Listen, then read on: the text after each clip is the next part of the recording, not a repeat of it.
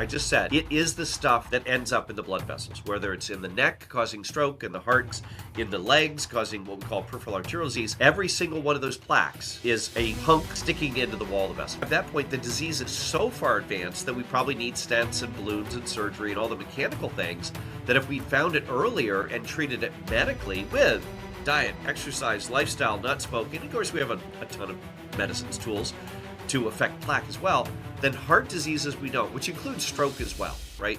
You get a blockage in the heart, we call it a heart attack. If it's in the neck, it's a stroke. So it's really the same disease. It's plaque. But if we applied this and started doing this on a routine basis, heart disease as we know it, strokes and heart attacks, balloons, stents, bypass surgery, catastrophic cardiovascular events that seemingly come out of nowhere, although the plaque has been there for decades beforehand, just not causing symptoms, that heart disease, strokes, all the things that come from that, heart failure, cardiovascular death, sudden death, all those things could be eliminated. As your insulin levels rise, and I'm sure you have explored this thoroughly, as your insulin levels rise, your body literally pulls in more sodium. It doesn't pee it out in the urine.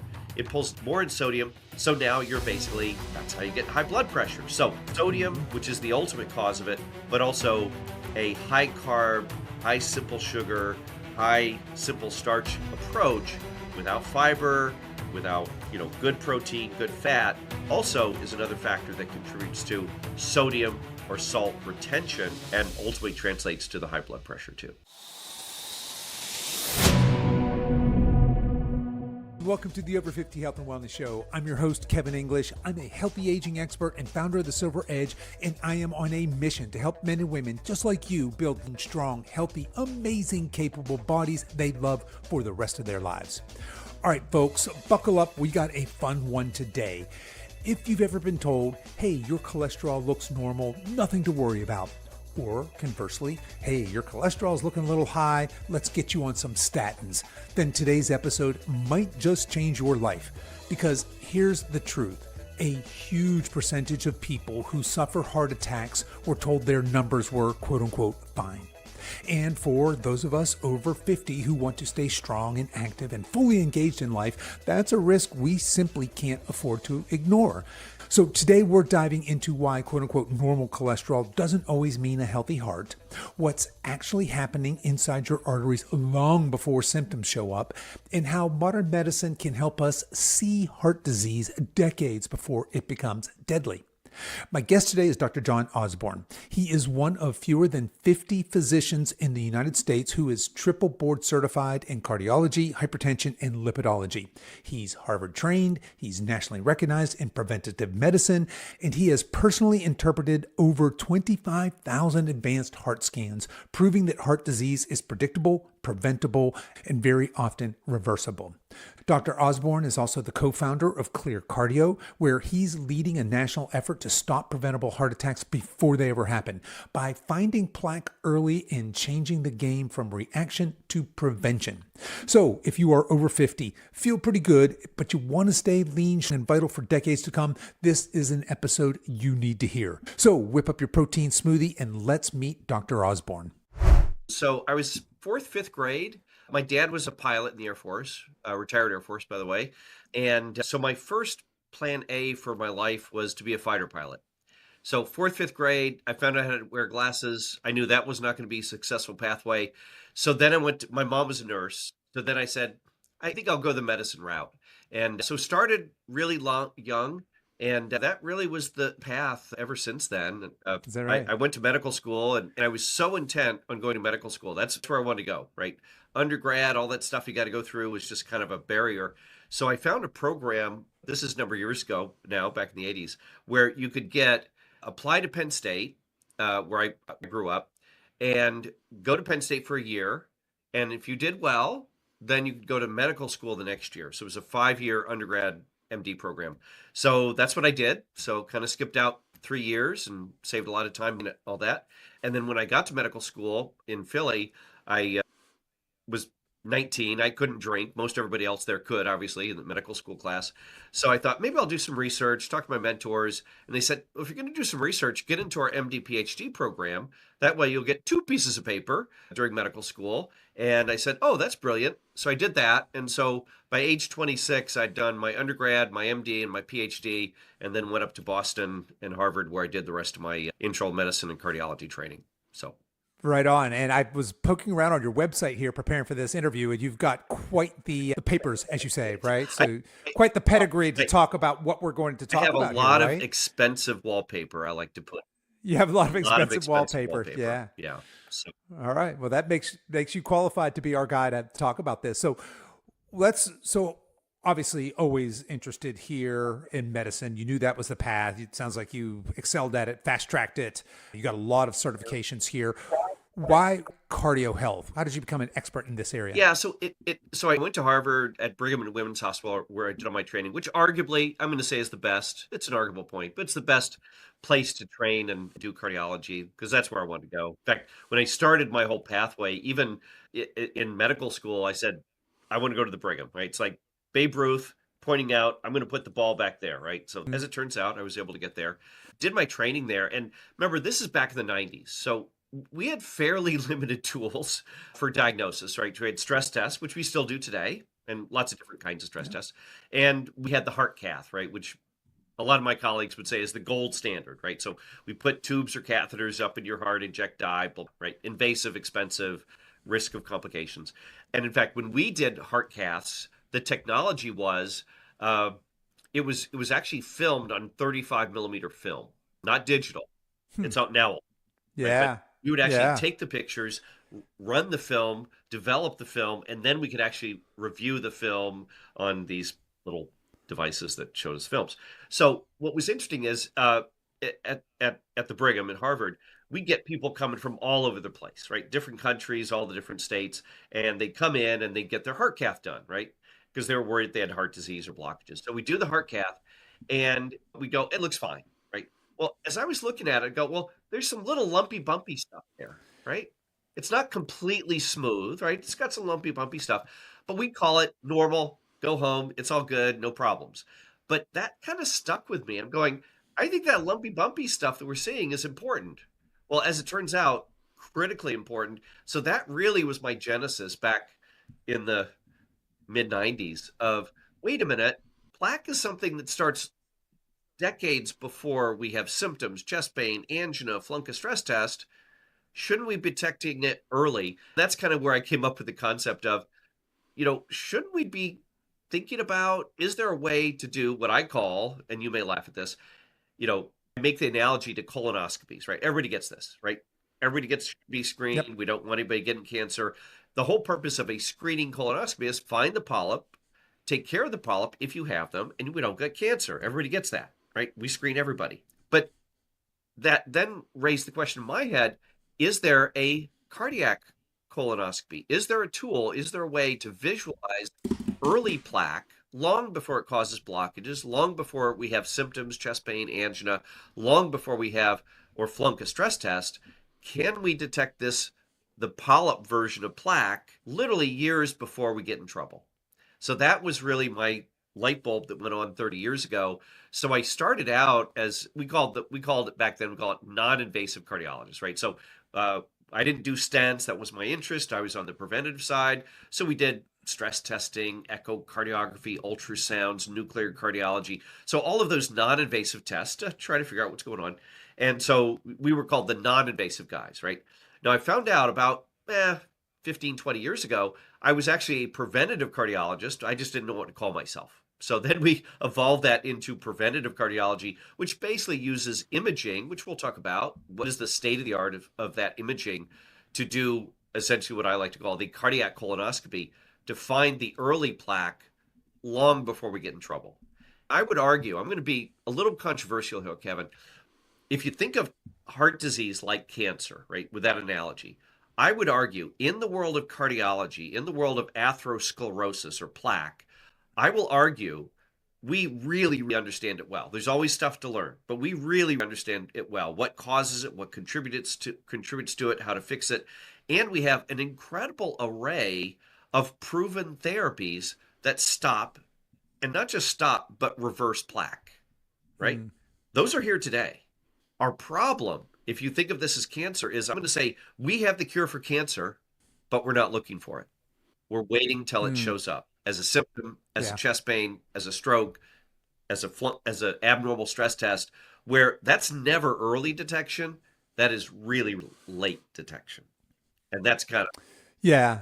By then the damage is done and we're reacting. at that point, the disease is so far advanced that we probably need stents and balloons and surgery and all the mechanical things that if we'd found it earlier and treated it medically with diet, exercise, lifestyle, not smoking, of course, we have a ton of medicines, tools to affect plaque as well, then heart diseases we don't, which includes stroke as well, right? You get a blockage in the heart, we call it a heart attack. If it's in the neck, it's a stroke. So it's really the same disease. It's plaque. But if we applied this and started doing this on a routine basis, heart disease as we know it, strokes and heart attacks, balloons, stents, bypass surgery, catastrophic cardiovascular events that seemingly come out of nowhere, although the plaque has been there for decades beforehand, just not causing symptoms, that heart disease, strokes, all the things that come from that, heart failure, cardiovascular death, sudden death, all those things could be eliminated. Yeah, I love this analogy to colonoscopies or even breast cancer screening, right? So we have these really these preventative things in the world of cancer, right? We do colonoscopies, pap smears, mammograms, right? We now do low dose CT in smokers to identify early lung cancer with a proven mortality benefit. Cancer kills hundreds of thousands of people in the US. However, heart disease, strokes and heart attacks kill more people than the next 7 causes of death combined. And what are we doing to find it early? Nothing. Interesting. All right. So I want to put a pin in the technology piece of this because we're going to come back and pull this all apart, the preventative piece and the imaging, all that. But let's just back up a little bit because you just mentioned, I think most of my audience probably has heard by now that heart attacks are the leading cause of death worldwide and certainly here in the United States, right? Roughly about 1 million or so in the U.S. every year, year in, year out. In fact, the only thing that killed more people over COVID was heart disease, right? It's as the most common cause of checking out of this mortal coil. And worldwide, again, leading cause of death, 20 million people every year, year in, year out, will die of preventable strokes and heart attacks. Strokes and heart attacks. Okay. So let's start here before we dig into the fun stuff, the nerdy stuff, I'm going to call it. What lifestyle, or let me back up. Why are so many of us why are 1 million of us dying of heart attack and a whole bunch of us are building up plaque without knowing it? What are the main causes of stroke and heart attacks? So kind of 4 big modifiable factors, right? I'm going to tell you a secret. The major contributor to heart disease that no one ever talks about is, as I call it, birthdays. It's age. But that's not modifiable. I can't fix that. So I'm going to focus on the things we can fix. And as you'll see as I walk through these, very simple, straightforward, a lot of these, this is where you come in, right? This is good choices, diet, exercise, being height, weight proportionate, not using tobacco, all of those things can dramatically change your trajectory towards plaque, strokes, and heart attacks, right? So the big 4 factors, and there is overlap, obviously, between all these, right? We have tobacco use, right? And I say tobacco broadly and generally, it's not just smoking, it's the nicotine. So if you vape, there's no safe form of nicotine, right? So as I like to say, I don't care whether you smoke it, chew it, snort it, inject it, rub it on your skin, use it as a colonic, you're getting nicotine in your body. It literally turns your vessels from Teflon into Velcro. One does not want sticky vessels, and that's a beautiful way to accelerate or cause the deposition of plaque in your blood vessels. Okay? The other two, so obviously tobacco, just please don't go there. Okay? If you do, seek help, work it, because in fact, I'll tell you, if you quit smoking, now most of the day we have is smoking, so I'll say smoking, but again, I'll say tobacco. But if you quit smoking, wonderful data, in 1 year, simply by quitting smoking, right, doing nothing else, you will lower your risk of a stroke or heart attack by 50%. So that's 50% off in a year by simply not doing that. So there you go. Now, hopefully, maybe you're I've got to go out on a limb here and say most of my folks here tuning in are probably not don't. smokers, but there you go. I mean, another way to say that though is smoking will increase your chances of dying of a heart attack by 50%. Is that Yeah, fair? absolutely. So it's a major risk Yeah. factor, right? Sure. Yes, that's a Hopefully you big don't. one. But it is surprising though. People say, "Well, I just chew, it's fine," or "I just Hmm. do vapes, it's fine." No, no. Yeah. It Yeah. literally lining Not of the fine. vessel, the endothelium as we call it, literally has nicotine receptors. When those receptors get stimulated, it starts a whole genetic cascade that turns your vessels from Teflon, or as my partner says, a slip and slide, into Velcro. We do not want sticky vessels. Not a So good anyway, situation. smoking, Okay. we beat that horse. The other big things, and this is particularly where diet, exercise, lifestyle is dramatically effective: high blood pressure and diabetes, Mhm. both of which ultimately cause you to have sticky vessels, right? As far as high blood pressure, strikingly, let me give you a few striking statistics that I think are your audience can determine. High blood pressure affects half of U.S. adults. So and I'm talking anybody over Wow. 18 has high blood pressure. Okay, Hmm. many do not know it. It is the silent killer. So your blood pressure could be high. You feel fine. You have to measure it. It is terribly underdiagnosed. Even those that are diagnosed, it is not well treated. And even those that are diagnosed and treated, only 20% actually have good control of their blood pressure. So it is a massive public health issue.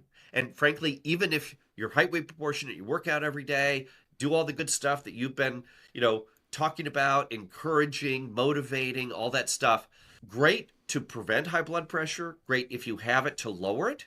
However, a lot of blood pressure happens to do with genetics, DNA ancestry, who your were, okay?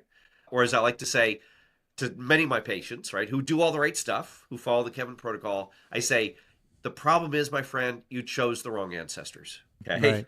Yeah. But if you don't want to get high blood pressure, or if you haven't and want to treat it non pharmacologically, again, the Kevin pathway, right? It's fantastic. It's Sure. highly successful. However, sometimes genetics catch up with you. The other thing is birthdays, right? From the age of 40 onwards, and Kevin, one of these days you'll hit 40. From the age of 40 onwards, the lifetime risk of developing high blood pressure in the US is 90%. Say that again. From the age of 40 onwards, the lifetime risk Yeah. of developing high blood pressure in the US is 90%. Wow. 90, not 19, 90. Wow. So look, I'm Steve. I've got great blood pressure. I'm beating the Yeah. odds. You're Fair. in the Yeah. 10%. Okay. You're already in God bless. I'm in the 10% club. All right, guys, that's our goal here, Yeah. right? I think everybody here should certainly. I had no idea it was that Yeah. prevalent. We happen to have one of those little collar Yeah, cuff things right? my They're wife fantastic. bought at the drugstore. Yeah, they're not expensive. You can And do it at actually, home. It's home really blood easy to pressure test. monitoring, because one of the pieces of paper, the expensive wallpaper, you can actually get certified in clinical hypertension. No, it does. No one used to do it, but I love it. And it's absolutely critical to preventative cardiology. So it's one of the little things I did in the past, right? Hmm. So I'm a huge blood pressure hawk, right? So home blood pressure monitoring is more accurate. Tell this to your doctor or your provider, is more accurate than what we call seated cuff blood pressure in the office. It's more accurate, Yeah, I get it. right? Yeah, I might be nervous All in of this medical light environments. code, All of that, right? There could be a number of reasons. and you're Yeah. going to get a lot more numbers at home than the time that we Hmm. just check it once in the office, the once Once a once year a year, for right? most of us. So Yeah. home blood Yeah. pressure is the secret. It's cheap, it's effective, it's fantastic. It is the best way to measure in a practical way what your blood pressure is, or if you have high blood pressure, are we conducting it adequately? And these monitors, they're slick. You can hook them to your phone, Bluetooth enabled. They Yep. save all the Yep. data there. They'll chart it, graph it, do all kinds of crazy stuff, and it's a $70 investment. Yeah. Well worth it. I had no idea it was that And, prevalent. la- That. and lastly, Kevin, I'll say, so big picture, right? If you think about the entire US population, if we eliminated high blood pressure tomorrow via diet, exercise, medication, however we do that, if we just eliminated it tomorrow, we would tack on to everybody's lifespan just by doing that alone 3.2 years, okay? Wow. Which is a lot. And to Mm-hmm. put that in frame Mm-hmm. of reference, women getting mammograms, which they absolutely should, Okay. But if you look at the net benefit across the entire population, obviously men don't benefit from that, but if you spread that benefit across everybody, what additional lifespan does that give the average person in the US by doing mammograms for women? It adds 1 month. Should we get Yes, mammograms? we can make a Absolutely. much bigger impact by simply, yeah, But right, high blood by pressure, home. underappreciated, underdiagnosed, silent disease. We don't know we have it unless we measure it generally. And even then is still poorly treated and controlled. So that's my 2 cents on high blood pressure. Well, thank you for sharing that for us because I think a lot of us learned a bunch right there. The just the prevalence, and then for those of you that don't have a home testing kit, just go get one. Go out to a Well, drugstore. They're I, pretty. I'm sure they're online, I right? will tell you, I don't know if it's okay, but the device I recommend, it's great, accurate, it's small, it's got a Bluetooth thing. If you're interested, there's a lot of great devices out there, but I like this when people say, "What should I get?" It's called Omron. That's a big manufacturer of these blood pressure devices. Omron, Omron, and they make a device called the Evolve, EVOLV, Evolve. 7,000 Evolve blood pressure cuff. Go to Amazon, wherever, or your local, pharmacy, Walmart, whatever. But that's my favorite. But basically, the home blood pressure devices, and there's a ton of them. They're all quite good. But that's the one. If someone wants my specific recommendation, I love that device. It's great. Got it. Okay, thank you for that recommendation, folks. I will throw that a link to that. I'll track it down and throw that in the show Great. notes. You guys can find that on whatever app you're listening to this on. So yeah, thanks for that. All right, so far we've gotten through tobacco. I think we were ready for that one. Diabetes, right? Yep. Diabetes There's and blood certainly pressure. are genetic influences, right? I run into people, everybody in my family has diabetes, right? So there clearly are genetic influences, but there's a huge amount that lifestyle plays a role, right? Even if there's a really strong family history of diabetes, with the stuff that you recommend and diet and exercise and eating well can dramatically lower that risk.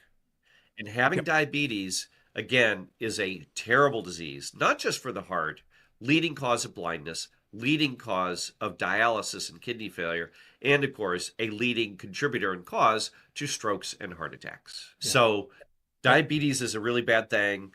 In fact, very, very careful on all my to monitor that.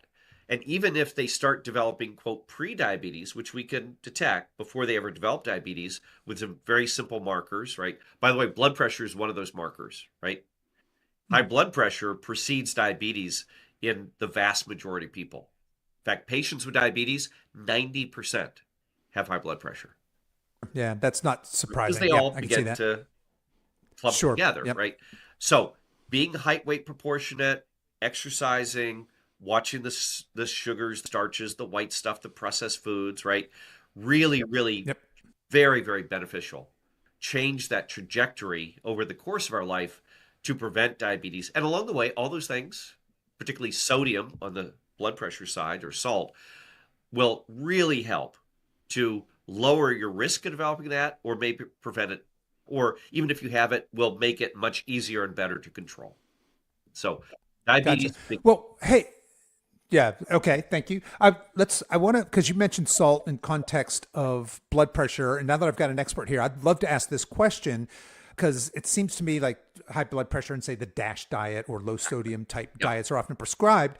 And is it the case, for example, I don't suppose anybody's causing high blood pressure by over putting too much Himalayan rock salt on their grilled chicken breasts and broccoli. I suspect it's because if I'm having a high sodium diet and I'm eating the standard American diet, there's this now all of a sudden, not only am I eating high sodium, but I'm eating a whole bunch of probably ultra processed crap that's not serving me from a health perspective. Is that fair? What is the role? I've often wondered how much is salt, say, causative of high blood pressure? Have we pulled all that apart? It is a very large part of that. Again, there could be other factors and genetic factors and right? But as far as things we can fix, salt plays a very big role. And there's two kind of levels.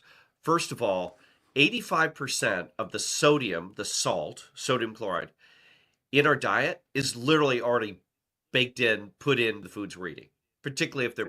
So you mean the processed foods, right? But that all includes baked goods. Goods are pretty high in salt. Even diet soda, by the way, is fairly high, believe it or not, in salt. Okay. Cheese, I love cheese, but cheese tends to be high in salt.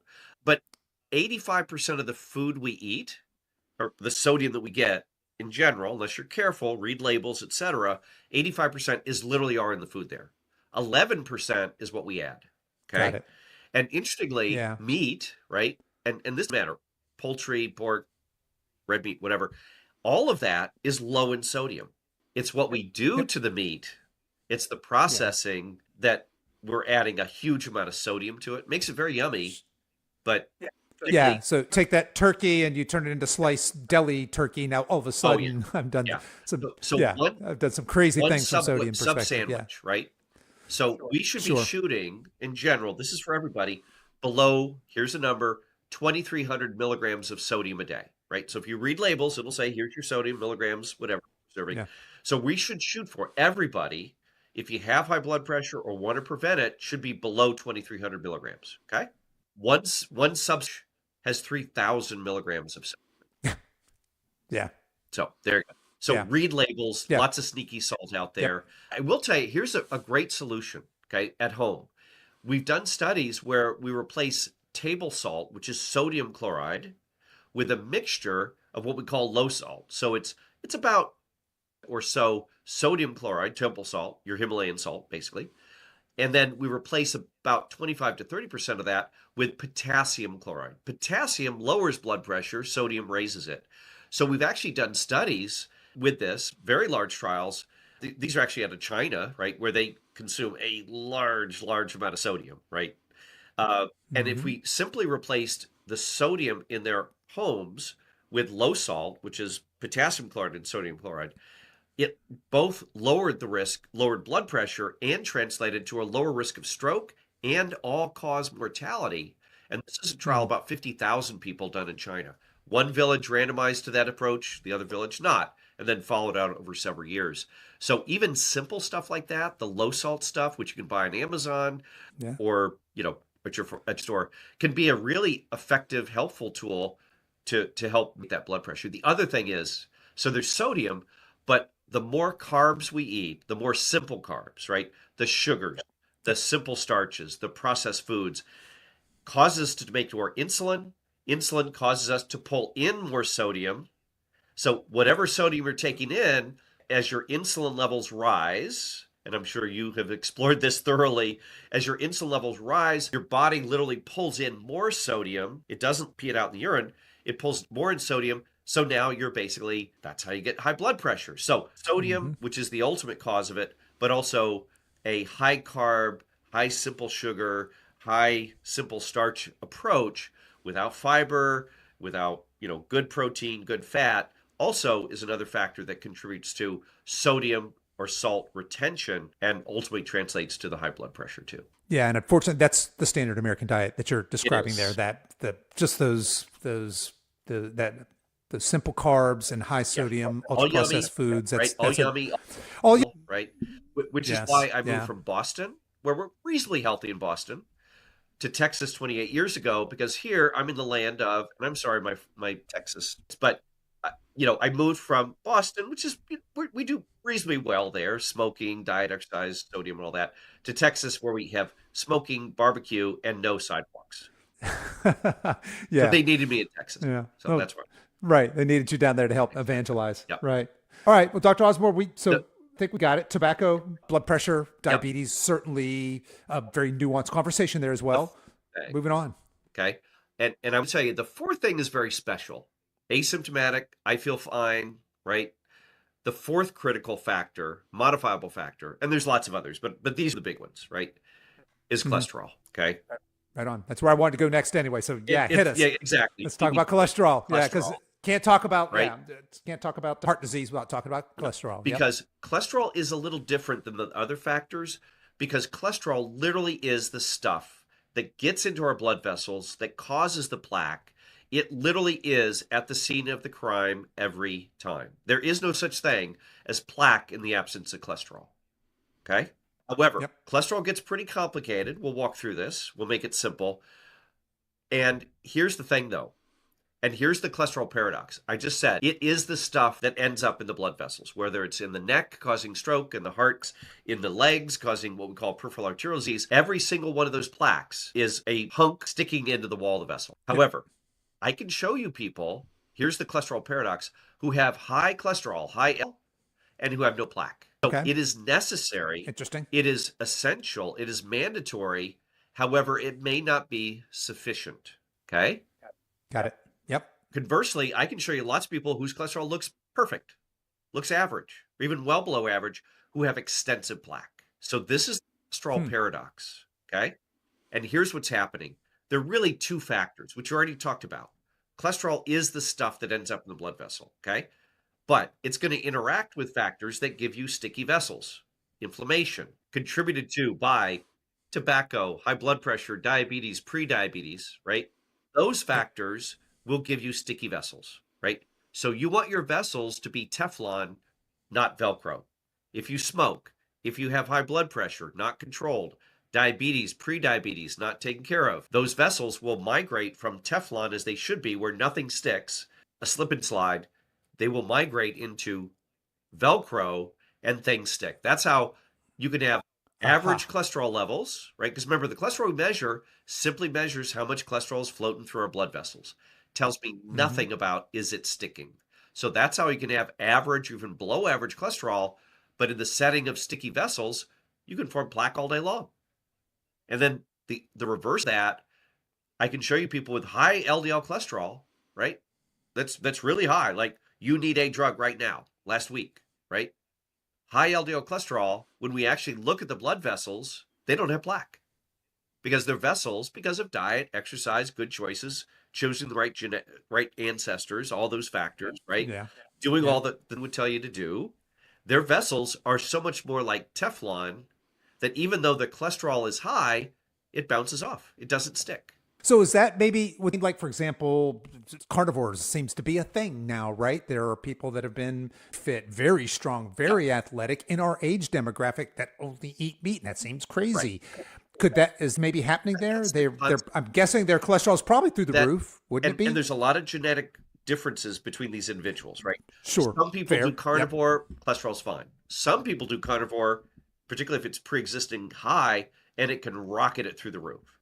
Now, the theory, concept, there's a lot of research going on. I'm going to say it's not completely settled at all. Okay. It's just, it's a graded research. Fair. I'm very, very fascinated by it as well. But the hypothesis is that we can consume a high fat diet, particularly saturated fat. That's what drives the cholesterol. By the way, here's another interesting factor. Cholesterol in your diet has nothing to do with the cholesterol we measure in your blood. Cholesterol in your blood is made by you. It's made by your liver. Okay. Dietary cholesterol, and I'm quoting the guidelines, is, quote, not a nutrient of concern. Really? Yes. Now, saturated fat in some people can drive the LDL, the bad cholesterol, up. But dietary cholesterol has essentially no impact upon the cholesterol that we measure in your blood. The cholesterol we're measuring in your blood, 85% of that is made by your liver, largely as a function of who your mom and dad were. Okay. So really the determining on what I eat and my cholesterol is less than I thought it was. It has more to do with, again, my genes, it's a lot more genetic, right? It's a lot more genetic. And in fact, if you look at studies, we've done all these over the last several decades, that if you look at diet and exercise, right, doing all the right stuff, we can lower your cholesterol in the range of 5 to 10%. Fairly small, fairly modest. Now, if you have plaque and we need to stop and reverse it, we're going to need over a 50% reduction. Now, I will take 5 and 10% all day long. And when you see a cardiologist or someone and they're talking about cholesterol and they say, start with diet and exercise, let me tell you the secret. This diet exercise in the setting of high cholesterol is so that you don't develop high blood pressure, you don't develop diabetes, you don't develop sticky vessels. Makes sense. Okay, gotcha. It's that we keep coming back to these sticky vessels, move the needle on the cholesterol, but it's great to help prevent sticky vessels, right? Got it. Yep. This is starting. Sorry, I'm so dense here, but yes, now I mean, this is all coming full circle here. I see what you're saying here. There's a mythology about cholesterol out there. Right. By the way, and look, there's another piece of paper on the wall. I've been a 20-year member of the National Lipid Association. Yes, there's a small group of us. This is what we love. We're lipid nerds. Board certified in lipidology, was served on the board for 8 years, all that stuff. So I love lipids, right? And there's a lot of just confusion, misunderstanding, and all that out there. More than we frankly have time to talk about today, just on that topic alone. But I think we got people well up to speed about the reality of cholesterol. The paradox of cholesterol is every time, if there's a plaque, cholesterol is there. It is the ultimate culprit. Okay. In fact, Right. if you do not smoke, don't have diabetes, exercise, do all the right stuff, high blood pressure, right? If you have plaque, and you certainly absolutely may, this is my real estate analogy, right? It's cholesterol, cholesterol, cholesterol. Plaque, in the absence of those factors, is a cholesterol issue. Even if your cholesterol appears normal, for you, it's too high. Somebody else could have much higher cholesterol and have no plaque. But if you have plaque, in the absence of those big modifiable factors we talked about, you have a cholesterol issue. And when you get into that, there's LDL, there's ApoB, there's LP(a), there's lots of other species. I won't bore anybody or get too deep in the woods about that. But I will say the main home is if you have plaque in the absence of all those other modifiable factors we talked about, and you're doing all the right lifestyle stuff, you have a cholesterol issue. Very interesting. Okay, so that number that I get when I go to my annual physical, because the blood lipid panel's done every time you go, right? Especially in this age demographic. We're going to get our total cholesterol. We're going to get our LDL and our HDL. And we have to remember which one's the good one and which one's the quote unquote bad one. Right. Now, ApoB is a big thing, right? Because I think, I don't know, Huberman or somebody has been talking about that on podcasts as well. So now that's in our vocabulary. We got to worry about that one as well. But it seems to me that that number and that reference range has a lot less to do with my likelihood of developing heart disease than the fact of whether I've got slidey, which you call them slip and slide vessels, or if I've got the Teflon vessels, right? Yeah. So it's a plaque issue. Yeah. All right. So then in that case, let's go ahead. Let's transition. Let's talk about plaque. So what is plaque? Is a cholesterol molecule? And I know you talk about the difference between hard and soft plaque. Let's do a plaque 101. So plaque is what causes heart attacks and strokes. It is the stuff that forms in our blood vessels. And here's a couple things about it. When plaque starts, think of a donut. Okay. If you're in New York, we'll say a bagel. Okay. But think of a donut, and we have a donut hole, and we got the donut or the bagel itself, right? Plaque always begins in the wall of the vessel, in the donut itself. And what will occur over years to decades, which in some ways is good, is it's good in the sense that when plaque starts forming, developing, which is deposition of cholesterol, the cholesterol comes out of the bloodstream, enters into the blood vessel wall, particularly if the vessels are sticky, tobacco, diabetes, high blood pressure, right? Yep. There are other factors too, but I'll keep it simple. It'll start in the wall of the vessel, and what will happen is the donut will literally go outwards. So there is no impact upon the channel, the lumen, that's where the blood flows.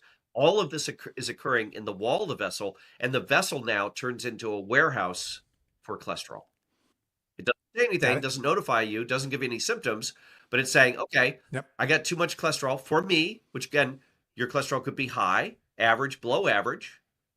None of that tells you, is it forming? Is that process begun? So the good news is it grows outwards, right? Doesn't notify you, doesn't cause symptoms, doesn't grow inwards. And it will do that literally for years to decades. In fact, the whole donut, if you think of the wall of the vessel, literally the vessel itself can literally double in size as all of that cholesterol is being warehoused in the wall of the vessel before it ever begins to grow inward. Now, in a sense, that's good. We're delaying the inevitable. The bad news is the process starts 20, 30 years before we ever have symptoms, chest pain, angina, flunk, or stress test, right? So if we wait till we have a blockage, and by the way, our vessels are bigger than they need to be. We have tremendous reserve, right? We can afford up to about a 70% blockage in the vessel before it restricts blood flow. So we have lots of reserve, which is great. The bad news is that is great. By the time we start having symptoms, chest pain, angina, let alone have a heart attack or stroke, or flunk a stress test, we don't have a little plaque. We have extensive plaque that literally has been there for decades, growing, festering, without symptoms, without any knowledge of it. So getting back to that issue I said, I like to say, if you think about the knowledge of the disease of plaque, the tools we have to treat plaque, and proven tools, not just do they lower cholesterol or lower blood pressure? But yeah, these things have been shown to ultimately reduce what we want to, which is balloon stents, bypass surgery, heart attack, strokes, cardiovascular death, those things, right? So we have an incredible array of tools, multiple dimensions of tools, multimodality of tools that stop and arrest plaque. Our problem is as I'll say, we have a cure. We've had the cure for cancer. It is true. I'm not wearing a tin hat. We have the cure for cancer. Our problem is we're not looking for it. We're not doing the analysis. We're not doing that early screening, right? Screening, yeah. right. That Not is doing the our screening. major problem because it literally will show up decades and can be seen and visualized and detected decades before we get in trouble, but we're not doing it. Unlike what we do in the world of cancer. So, so for an example, a 40-year-old, if they were screened for plaque, regardless of what the numbers they got back on their annual cholesterol numbers, physical set on pretty their much useless. does right. But we could do a screening and we could tell whether they are at risk for a heart attack at 50 or 60 we can detect by what we're seeing there. And you're saying we have the tools then to not just arrest, but to reverse that plaque at that point? So I'm going to say, we're just not catching it. We have the cure for heart disease. We're just not finding it early. We wait until the machine breaks. No preventive maintenance, no changing the oil, right? We just wait till it breaks. And then we go, oh my gosh, the machine broke after 50 years. Hopefully it's not permanently broken, right? And then we stent you and bypass you and do balloons and all those mechanical things because we have now such extensive disease that has been developing over decades.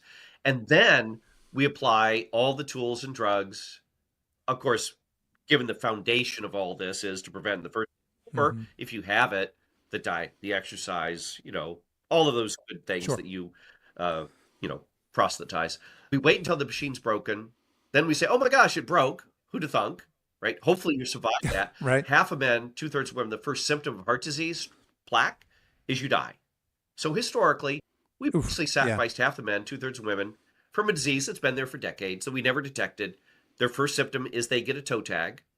The survivors, the lucky half of men, the lucky 1/3 of women, then they get stents and balloons and bypass surgery because they have extensive disease. Then we say, oh, well, let's take care of your blood pressure. Let's treat your diabetes. Let's treat, and I'm talking drugs, right? Treat your diabetes, your blood pressure, your cholesterol, which is great, but we should have done that a few decades earlier after we detected that, yes, you have polyps, to use that analogy. Let's take care of the polyps. And unlike my GI colleagues, right, if they find polyps, they do not have drugs to stop or reverse polyps. In my world of plaque or atherosclerosis, we have pharmacologic Drano, but we're only applying it after the event, which is crazy. We do that for cancer. Why do we do it for heart disease, which is the leading cause of death in the U.S. and worldwide? All right, so let's talk about what I'm assuming we have technology that can screen. I figured we do. We were going there. Yep. Yeah, that technology exists. However, when I turn, I guess probably when I turned 50, my doctor said, "Happy birthday! Here's your colonoscopy prescription. Go get this done." Yeah, great, right? But he did not hand me anything like, "Hey, let's go get arteries. Let's go get that plaque checked, Kevin." It just doesn't happen. Why do you think that is? Several things. One, sort of medicine is very, very conservative. It's very slowly. Okay. As an example, aspirin, right? Prevent heart attacks to save lives, right? We did those studies in the early 80s before aspirin was widely, broadly recommended and used, right? With a drug that has no barriers, over the counter, safe, well tolerated, highly effective. With a drug that has no barriers to access, it took 17 years. So we move very, very slowly, right? Yeah. So one is organizational, institutional apathy and inertia. Part of it is training. When I trained in the 90s, we learned stress test and heart cast and all that stuff. And I'm going to tell you, I'm going to stick my neck way out, right? I'm willing to suffer the slings and arrows of outrageous fortune and the criticism of my colleagues. Stress tests and heart casts are 20th century technologies. Sure. I stopped doing them 20 years ago, right? Yeah. We have better tools, far better tools, right? The other thing is, to be honest, stress tests, the revenue is very, very good.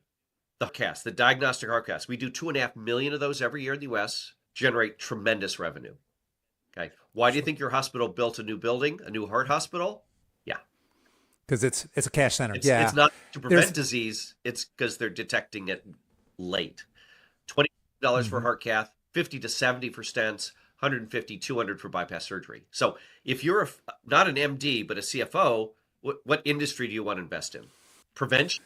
Yeah, there's an ugly financial reality the way that our Uh, whole and then also medical too, pharma system is when set I up. Yeah. trained 30 years ago, and older cardiologists, we learned about stress testing heart caths, and most of my colleagues, that's what they do because that's where they're trained. When I came out of my Sure. training, cardiac CT, which we'll talk about, which is the magic tool, wasn't even a thought. It wasn't even a glimmer in somebody's eye, right? Only roughly about 2000, 2001 did we begin to use very early crude machines that began to show us plaque before you ever had symptoms, before you had a heart attack. Those machines, like your iPhone, have evolved from the rotary phone to the touch phone to the iPhone 1 to the iPhone 17, as you can imagine, over the last 25 years. So, but to do that, I had to self train, right? There was no training. There was no, no one taught me because it didn't exist in the 90s. So I had to self train. So for me, if I can do something better that gives me better outcomes for my patients, it's done. I'm going to do it, right? But a lot of my colleagues, admittedly, they go, well, this is what I learned. They taught me how to screw the nut on the bolt. I'll do that for 20 or 30 years, and then I'll retire. If there's new stuff that comes out or technology, well, I don't know. That's good. Maybe the youngsters will pick that up. But this is what I do, right? So it's Right. It's been all working for those, me. Yeah. and frankly, the money certainly hasn't been a factor that broke through that ceiling either, right? And heart Yeah. disease Okay. is really pretty cheap in the big picture to treat heart disease. That's where the money is. Okay, the That's Willie where the Sutton money is. rule. Yeah. Why do you rob the bank, Willie Sutton? Because that's where the money is. That's where the money is. Yeah, that's right. You're saying treat heart disease. I mean, we're not really. We're managing it, right? And When it's like you said, I. when it's in the if you think of oncology, our current tools, stress test heart caths, can really only detect disease when it's stage 4.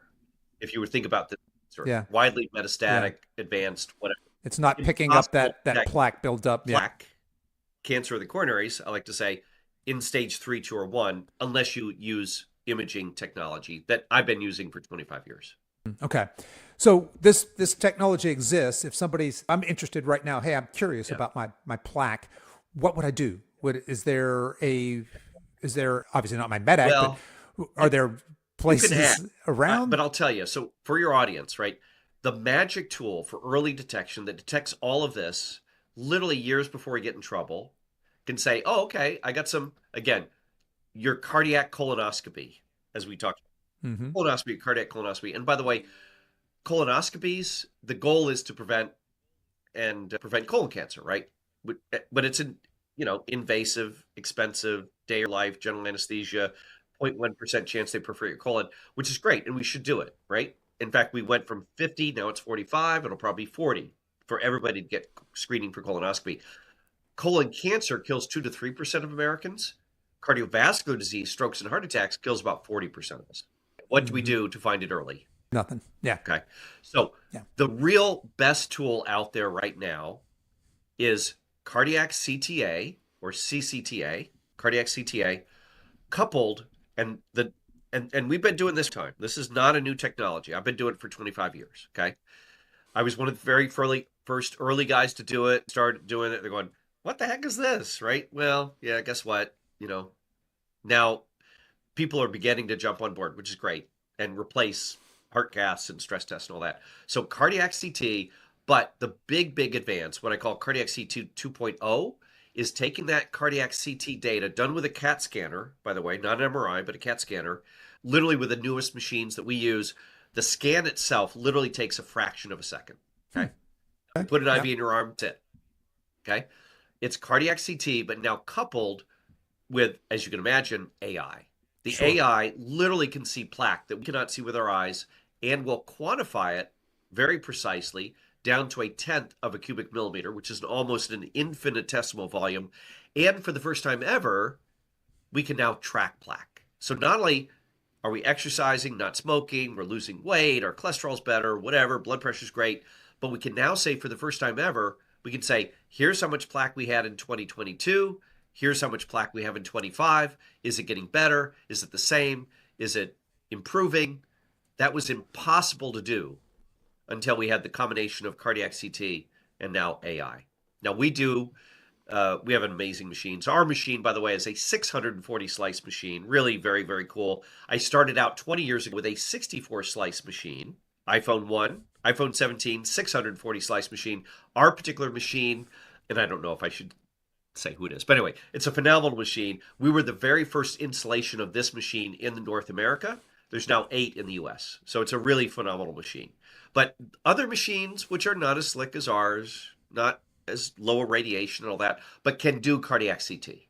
We just have the Ferrari of those machines. But there's lots of Gotcha. Tauruses and Camrys out there. Okay, they're fine. But the other thing to do is now couple that data, get the scan, upload to the cloud, and then do the AI analysis. It is absolutely amazing, right? That is the state of the art as far as early diagnosis for heart disease. And the AI tool we use is something called Clearly, Cleerly. Amazing. So it's really the coupling of cardiac CT, simple non-invasive test, fairly inexpensive, a tenth of the cost of a heart cath, by the way, of which we still do 2.5 million in the US. I stopped doing them 20 years ago. By the way, we do 10 million nuclear stress tests a year, which only detect severe advanced disease. We'll miss severe advanced disease 25 to 40% of the time. That's a false negative. And then we'll be inaccurate and call it present when it's not, which then would buy you your heart cath for another $20,000. We'd go through that process over weeks to months. And then, you're freaking out, doing stents, bypass surgery, I'm going to keel over dead. They go through the process because the stress tests look funky. You then get a cath and it's fine. So we don't do that anymore. So you don't do that anymore. Refer to the cardiologist. I'll make it very simple. If you get referred to a cardiologist and they say, oh, let's start with an EKG, a stress test, whatever, I'm going to be very honest, run. That's 20th century technology. It's so bad. It's so terrible, which is why, although we have made major advances in cardiovascular death from the 60s, which is peak cardiovascular death, year after year after year, the total numbers of cardiovascular deaths fell that period of time till 2011. The bad news in 2011, we're getting grayer, which we will, and unfortunately fluffier, right? Since 2011, the instance of heart disease deaths actually reversed and going back up. Started going back up. And we're still doing 10 million nuclear stress tests a year. Had done nothing to lower that. In fact, the numbers went up starting 15 years ago. So as a person who's interested in optimal health and healthy aging, I suppose it's going to be tough for me to go to my general physician and get this test. Am I going outside of because I'm finding more that those of us that want to live above the means, the current medical system and the insurance system is not our ally. It's not our friend. So is there a way for me to go around the medical system and just go straight to a cardiac CT plus AI solution? That's what we do. Which I'm paying out of pocket? Yeah, gotcha. That's what we do. Now, I will tell you, cardiac CT has been around a long time. The AI is the latest wrinkle, which is amazing. Yep. But I will tell you, as far as the American Heart Association, American College of Cardiology, as of October of 21, okay, now I started doing it 25 years ago, but as of October 21, this tells you how slow we are in early adoption of new technology. If you have symptoms of chest pain, of angina, chest pain, or we think you have heart disease, or maybe shortness of breath, we call that an angina equivalent, right? Now I can't mow on. I could do it 3 months ago, whatever. But symptoms that might suggest that you have heart disease, cardiac CT, not necessarily with AI, but cardiac CT is what we call a class 1A indication. What that means in real speak is it is the standard of care, right? Anything other than that, like stress testing, is now no longer standard of care. Has it bent the needle much as far as what we do practically in the world of cardiology? We still do 10 million nuclear stress tests a year and 2.5 million heart caths, alas, right? Yeah. But I will tell you, so it is changing. It is out there. But I think part of this is that your listeners can know what to ask, right? There's the unknowns, right? So if one is worried about heart disease because of symptoms, chest pain, shortness of breath, or just your cholesterol's high, your family history, or whatever, diabetes or blood pressure, the state of the art days is cardiac CT with AI. Anything other than that is frankly a waste of time and money and terribly inaccurate. Now, I don't want to wait until I actually have real chest pain, though, because by then, right. So what I might want to do is go, hey, doc, oh, gosh, I've been feeling this tightness in my chest here lately. I don't know what's going on. I mean, would that at least get me that referral? Oh, yeah, absolutely. And I stay inside the should. System? It depends upon who you see. If you're having those symptoms, it's a highly variable. Your local cardiologist say, well, let's start with a stress test. I'm going to be honest. And as a consumer, can I just say, no, I don't? You can. Because I see it. Right on. People in your community, right, who are using cardiac CT. Now, they should be using AI with it. If you want more details, obviously, this is what we do. I'm a preventative cardiologist. I've been doing this for 30 years. The nice thing is everybody else, the rest of the herd, is now finally catching up with me, which is good. We still have lots of opportunities there, but they're catching up with me. If you want more information about the tools we use, the state of the art, cardiac CT, AI, pictures, all that kind of crap, go to our website, clearcardio.com. That's just CLEAR, cardio, CARDIO, clearcardio.com. We also are on YouTube. We have a channel, Power Prevention, clearcardio.com. Just go YouTube, Clear Cardio. You'll see all our videos and stuff. So I think those are great instructional videos. Now, I'm not soliciting anybody. I'm not going to sell anything. But I'm telling you, if you want some more information about what is really the state of the art of both detection, we talked a little bit about prevention, but we have an array of tools there. There's some resources that you can check and get educated. As we say in Texas, edumacated about how do we detect heart disease before we get in trouble. All right, folks, let's get edumacated then here. I will throw all of Dr. Osborne's information, that website, the clearcardio.com, the YouTube channel, any other social channels. I'll put all that in the show notes. You guys can find that in whatever app you're listening to this on. Of course, you can hit us up on our website as well.